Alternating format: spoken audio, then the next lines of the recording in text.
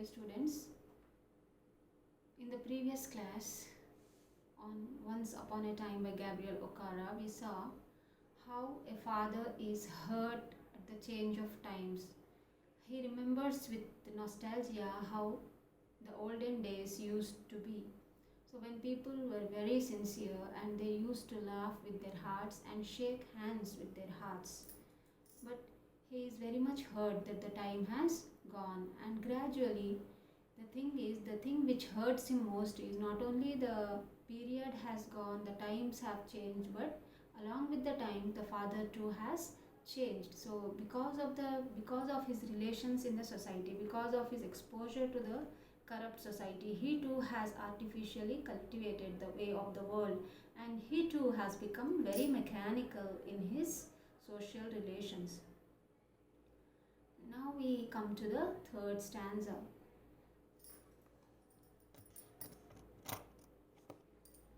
And I have learned to laugh with only my teeth and shake hands without my heart.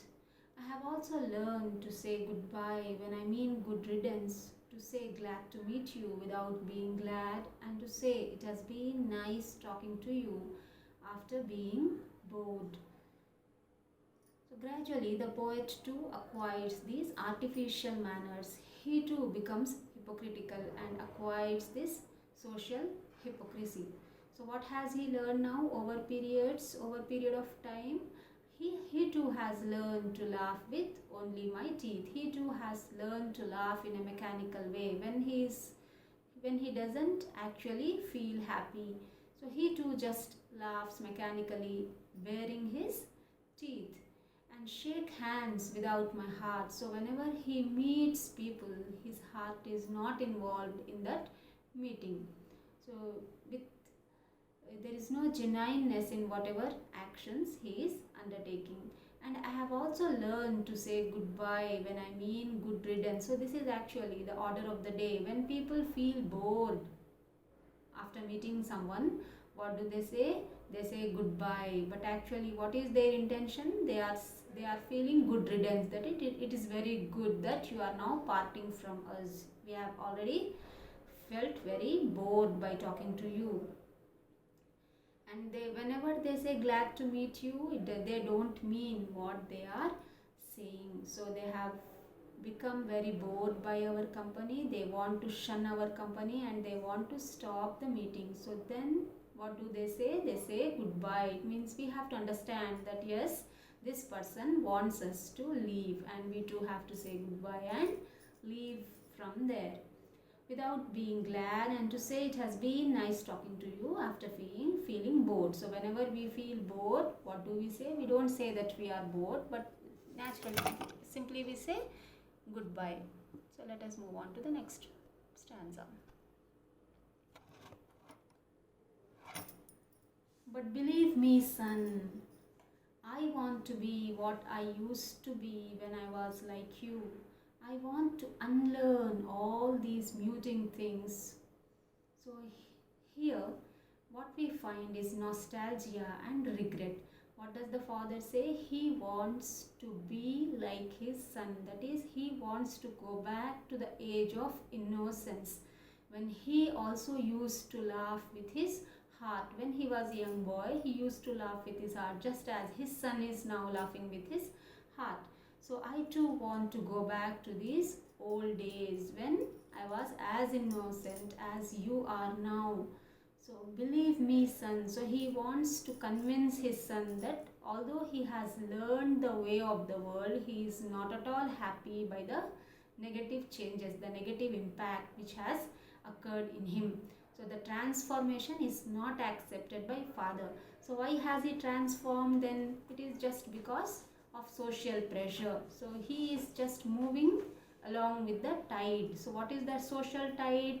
The people are changing here and there, everywhere around him the people are changing. So along with the people, he too has changed, he too has embraced change.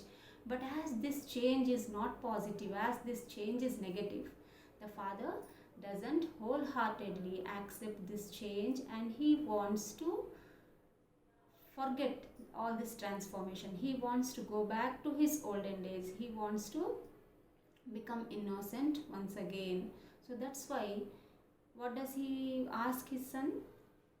When I was like you, I want to unlearn these muting things. He wants to unlearn these muting things. What are muting things here? The things which are artificial.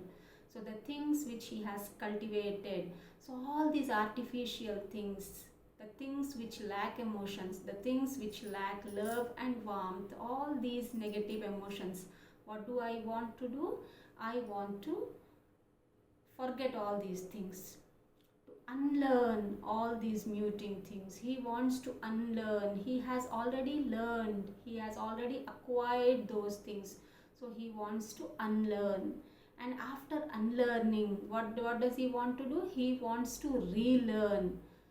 What does he want to relearn? How to laugh.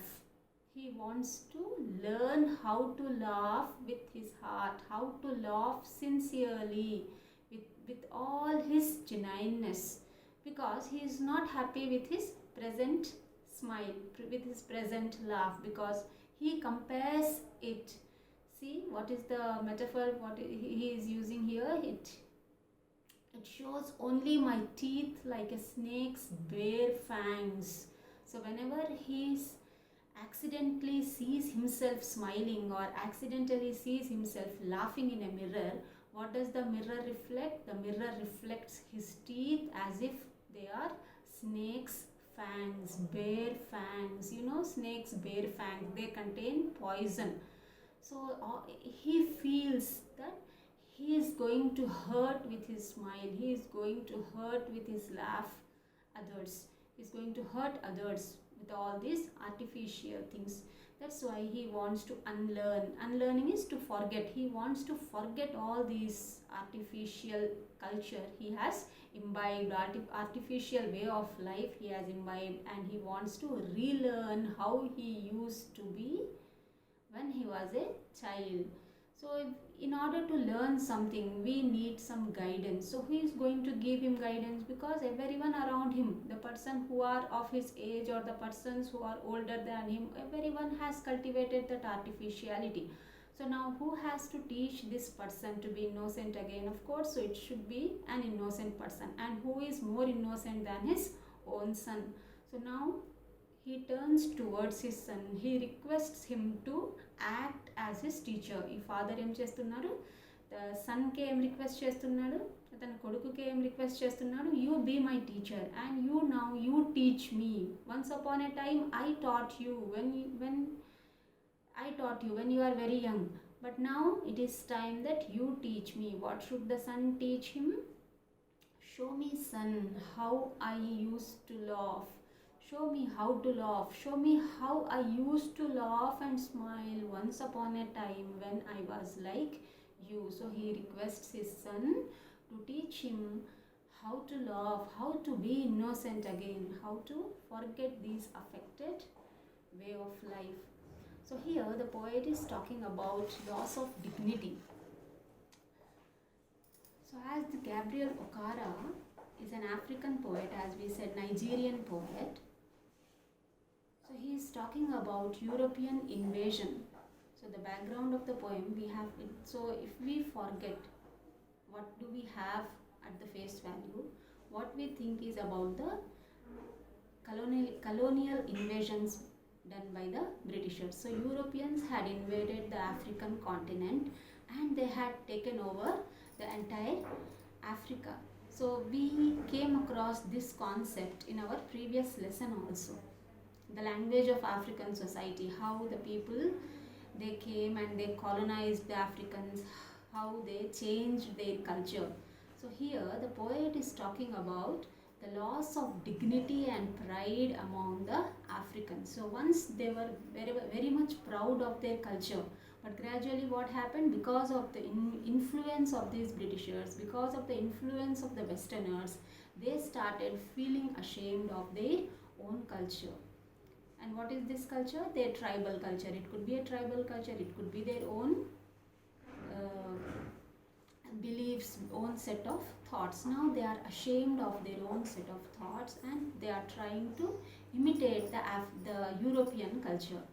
But somewhere in their heart, what do they feel? They feel humiliated at this transformation, because this transformation has resulted in loss of dignity and pride.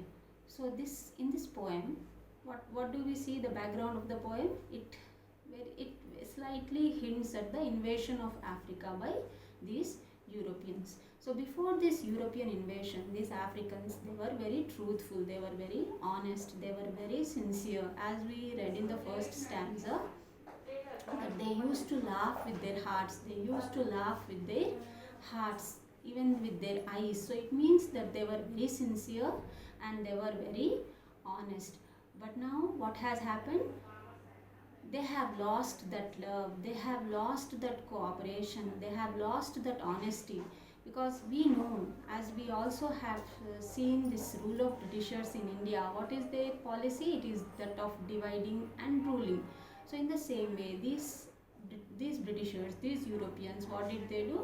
They started creating gulf between these African people, and in order to impress these Europeans, what did the local Africans do? They started inheriting and accepting the foreign culture. ఈ ఫారినర్స్ని impress చేయాలని వీళ్ళు ఏం చేస్తున్నారు? Africans వాళ్ళ కల్చర్ని మర్చిపోయి British కల్చర్ని accept చేయడం స్టార్ట్ చేస్తున్నారు. So why are they cultivating these artificial ways?